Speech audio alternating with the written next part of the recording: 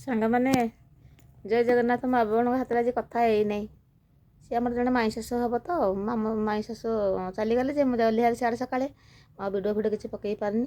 ଆଉ କ'ଣ କରିବି, ରୋଷେଇ ବି ଆଜି ହେଇନି। ଆଉ ପଖାଳ ଭାତ ଥିଲେ ତାକୁ ଗରମ ପାଣି ପକେଇ ଦେଇଛି, ଗରମ ପାଣି କରି ଥୋଇ ଦେଇଛି। ଆଉ କ'ଣ କରିବି ଭାବିଲି ଝିଅଠୁ କହିଲା ଯେ କ'ଣ କରିବା ଆଜି।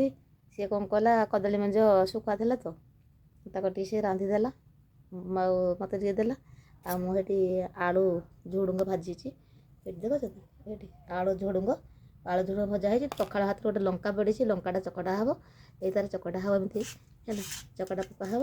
ମୁଁ ଖାଏ, ମୋ ଶନିବାର ଖାଏ, ମୁଁ ବାରଣ କରିପାରୁନି। ଆଇଁଷ ନ ତ ଖାଇପାରିବିନି, ସତ କଥା। ଆଉ ଖାଲି ବିକଳରେ ଖାଲି ସାଧା ଖାଇବା କଥା। ଆଉ କ'ଣ ଏଇଠି ଦେଖ, ଏଇଟା ହେଉଛି କଦଳୀ ମଞ୍ଜି ଶୁଖୁଆ। ଏଇଟା ତ ସବୁ ଖାଇବିନି, ମୁଁ ଟିକିଏ ଖାଇବି, ଖାଲି ଗ୍ରିପ୍ ଖାଇବି।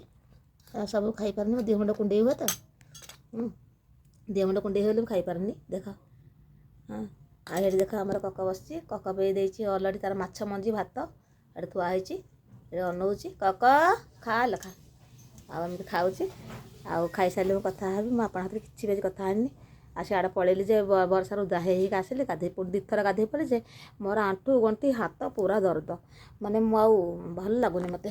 ଯିଏ ଯାହା କହୁଛି ମୋତେ ଭାରି ଚିଡ଼ଚିଡ଼ି ହେଲା ଭଳିଆ ଲାଗୁଛି। ମୋତେ ଭଲ ଲାଗୁନି। ଏଇ ବସିଥିଲି ତ ଖାଇବାକୁ, ବସିଥିଲି ଖାଇବି ବୋଲି ମୁଁ କହିଲି ଯାଉଛି ଟିକେ କଥା ହେଇଯିବା। ଆଉ ସିଏ ବି ଗଲେ ପୁରୀ, ମୋତେ ଡାକିଲେ ଯେ ମୁଁ ପୁରୀ ଗଲିନି। ଏଇ ସମୁଦ୍ର ପାଣିରେ କିଏ ଗାଧୋଇବ? ଲୁଣି ପାଣିରେ ଦିହ ମୁଣ୍ଡ ପୁରା ଅଠସିର ବାଲି ଚଢ଼ିଯିବ। ମୋ ଶ୍ୱଶୁର ବେଳକୁ ଯାଇଥିଲେ ଯେ ଗାଧୋଇ ଦେଲେ, ପୁରା ସାରା ଶରୀରରେ ବାଲି ଖରେ କୁଣ୍ଡେଇ ହେଇକି ଆସିଥିଲେ। କୁଣ୍ଡେଇ ହେଉଥାଏ ଦିହ ମୁଣ୍ଡ। ସେଠି ତ ଆଉ କିଛି ନାହିଁ, ସମୁଦ୍ର ପାଣିରେ ଗାଧୋଇବାକୁ ପଡ଼ିବ। ଆଉ ଟ୍ୟୁବ୍ ଫଳ ତ ନାହିଁ, କି ପୋଖରୀ ବି ସେଠି ନାହିଁ। ଆଉ ଗଲେନି, ସିଏ ସବୁ ଯାଇଛନ୍ତି। ହଉ ତାହେଲେ ଖାଉଛି।